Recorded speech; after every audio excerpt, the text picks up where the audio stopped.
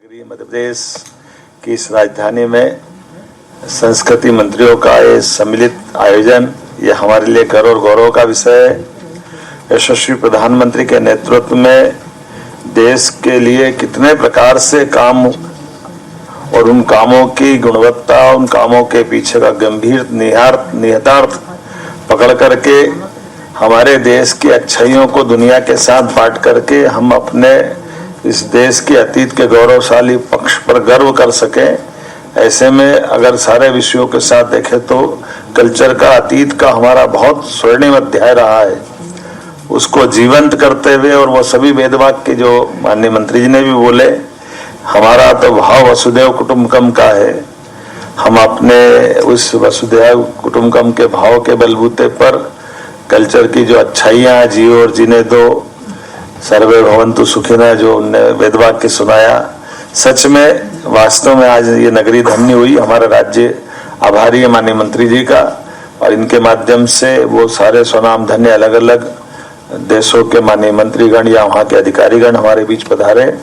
कई लोग तो पहली बार आए, पहली बार लोगों ने भोपाल देखा और अब यहाँ से सांची जा रहे हैं।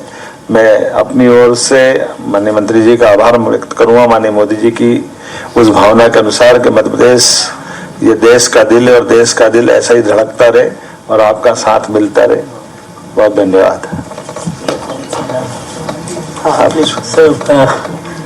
मध्य प्रदेश की ओर से सर मैं सम्माननीय केंद्रीय मंत्री जी का, संस्कृति मंत्री जी का और शिल्पा जी का, सुधाकर जी का विशेष रूप से आभारी हूँ कि सर आपने यहाँ जो डिक्लेरेशन है उसका नाम भोपाल डिक्लेरेशन दिया सर, बिकॉज इससे जो है एक संस्कृति का अंतर्राष्ट्रीय सहयोग की बात होगी सर, तो हमेशा भोपाल डिक्लेरेशन के नाम से भोपाल का नाम आएगा सर, और एक तरीके से एक अंतर्राष्ट्रीय स्तर पर जो भोपाल का की एक छवि बनेगी सर, लोग भोपाल के बारे में सब जानेंगे। तो उसके लिए मैं विशेष रूप से सर मध्य प्रदेश की तरफ से भारत सरकार को इसके लिए धन्यवाद देना चाहूँगा सर।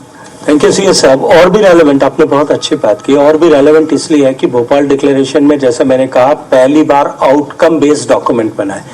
अब इन आउटकम्स पर जब कभी भी चर्चा होगी, अगली मीटिंग में अगले साल पूरे चाइना में पूरे साल भर संस्कृति समूहों की बैठक में भोपाल डिक्लेरेशन गूंजेगा, और उसके बाद जब कभी भी चर्चा होगी तब निश्चित रूप से भोपाल का नाम इस सारे आउटकम्स के साथ में हमेशा हमेशा के लिए जुड़ गया है।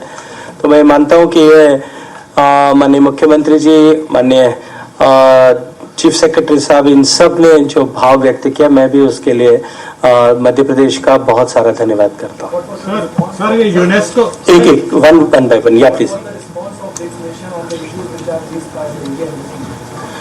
As I mentioned that all the proposals which we have forwarded have been accepted uniquely. Everybody have accepted, everybody have supported. Without any differences, all the proposals have been accepted. Sir Madhya Pradesh से UNESCO heritage site के लिए कौन सी site को और approach किया गया है? देखिए, भारत में क्योंकि जैसा मैंने कहा कि एक देश को एक साल में एक ही संपत्ति को, एक ही पुरातात्विक महत्व की संपदा को रजिस्टर कराने का अवसर मिलता है। एक संपदा को रजिस्टर कराने की प्रक्रिया के तहत जैसा अभी सारनाथ हुआ, इसकी फाइल जो है टेंटेटिव फाइल 1998 में लगी थी, टेंटेटिव लिस्ट में 98 में आया था, 25 में हमने इसके ऊपर डोजियर सबमिट किया था, और अब 26 के लगभग आधे 26 निकल जाने के बाद में हम करा पाए। अभी इस तरह की 65 से ज्यादा टेम्पररी लिस्ट में पहले से सूचीबद्ध हैं। उस क्रम में जैसे जैसे नंबर आएगा वैसे वैसे आगे जो है ये प्रक्रिया बढ़ती रहेगी।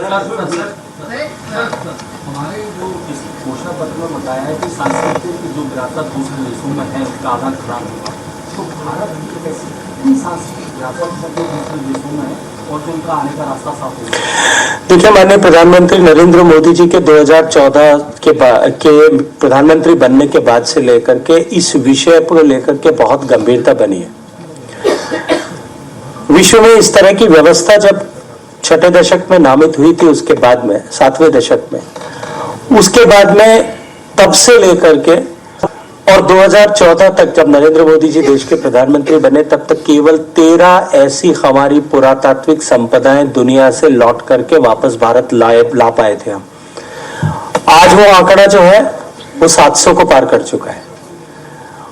और अभी जिस दिशा में हम जिस गति के साथ में काम कर रहे हैं, हमने दूसरे देशों के साथ जिस तरह के संवाद बायलैटरल एग्रीमेंट्स किए हैं, अमेरिका जहां इसका सबसे बड़ा जो है केंद्र है इस तरह की एंटिक्विटीज का, उनके साथ में हमने कल्चरल प्रॉपर्टी एग्रीमेंट किया है, प्लस इस तरह की चीजों को सुगमता से ला सकें। मुझे लगता है कि अगला ये साल जब तक समाप्त होगा 2026 तक, तब ये आंकड़ा जो आज 700 के करीब है, ये 1000 तक पहुंच जाएगा। और ये प्रक्रिया एक बार शुरू हुई है, मुझे लगता है निरंतर चलेगी। विशेष बात यह है कि आज दुनिया के सारे ऐसे देश जिन्होंने कभी गुलामी का दर्द सहा होगा, जहां कभी उदासीनता के चलते इस तरह की कल्चरल प्रॉपर्टीज बाहर चली गई होंगी, सब ने एक ध्वनि से इस तरह के रेस्टिट्यूशन की महत्ता को व्यक्त किया, न केवल व्यक्त किया अपितु तो सभी ने इसके ऊपर अपनी प्रतिबद्धता और सहयोग को सुनिश्चित करने का भरोसा दिलाया। सर इसी में स्पेसिफाई है वाग्देवी जी देवी माता की प्रतिमा के बारे में। अभी तो इस बात की मुझे लगता है आप लोग बधाई देते हैं कि जो है संस्कृति मंत्रालय के सहयोग से संस्कृति मंत्रालय ने जो रिपोर्ट बनाई उसके चलते हुए इस तरह का निर्णय हो पाया। और ये विषय मुझे लगता है कि इस विषय को हम जितनी कम चर्चा करेंगे उतना ही आसानी से हम इस विषय पर को सफलता प्राप्त कर सकेंगे। एक मिनट बेटा, वो जो खड़े हैं पहले एक बार उनको बात कर। पिछले बार से अभी काफी यात्राएं मध्य प्रदेश की हो रही, पहली बार भारत भ्रमण आया, आपने यहाँ के सांस्कृतिक वैभव की तारीफ की, दूसरी बार रीजनल साइंस सेंटर है, वहाँ भी आपने यहाँ के जो मध्य प्रदेश सरकार की व्यवस्था है उसकी खूब तारीफ की, तीसरी बार आपने खजाना खोल दिया, यानी कि ब्रिक्स सम्मेलन कर दिया। अब यहाँ की सांस्कृतिक, सामाजिक और धार्मिक जो एक अंतर्राष्ट्रीय पहचान है उसको आगे ब्रिक्स के जरिए कहाँ तक पहुँचाए? मध्य प्रदेश की मुझे लगता था कि आप ये जो है, मुझे लगता है कि आप सिर्फ भोपाल का ही ध्यान रखते हो क्योंकि मैं तो भोपाल के अलावा मध्य प्रदेश में लगभग साल में हर 10-12 बार आता हूं, तो पूरी सूची गिनाते तो लंबा हो जाता है। अच्छा है कि आप भोपाल ने देखा। लेकिन मध्य प्रदेश संस्कृति धानी धरती है। मध्य प्रदेश अपार सांस्कृतिक संपदाओं, चाहे विजुअल आर्ट होगी, चाहे परफॉर्मिंग आर्ट होगी, चाहे हेरिटेज होगी, इन सब को समाहित किए हुए धरती है। और जैसा माननीय मुख्यमंत्री जी ने कहा, हमेशा एक कहते हैं मध्य प्रदेश के लिए कि मध्य प्रदेश भारत का दिल है, तो दिल तो ये दिल मांगे मोर चलता रहना चाहिए। सर दिल मांगे मोर, लेकिन और क्या मध्य प्रदेश को? वैसे तो आपने ब्रिक्स के जरिए बहुत कुछ दे दिया। मुझे लगता है कि ये सूची बहुत लंबी हो जाएगी अगर मैं भारत सरकार और क्या देने वाली है सब पर बात करूंगा। आज आप लोगों ने देखा हुआ यार मैं राजस्थान का आदमी, मेरे लिए तो इतनी परिचित है। कल्चरल डिप्लोमेसी के लिए it is very important for cultural diplomacy that some kind of a cultural symbolic exchange should happen. For example if any innovation under the BRICS उसके लिए मध्य प्रदेश की अगर कोई एक इंपॉर्टेंट चीज हो तो उसका नाम दिया जाए। अब कल्चरल एक्सचेंज सच कहते हैं, जैसे आर्मी ने उस चीज की डिस्कवरी करी है और द सिंबॉलिक पर्पसेस वो उसको एक्सेप्ट करें।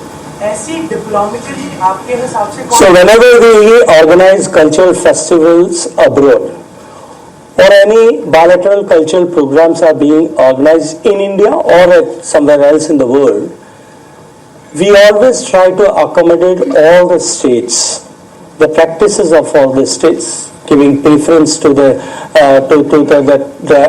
practices which are very unique in nature. So it is a continuous process which happens and which undergoes all the time. जी धन्यवाद सबका।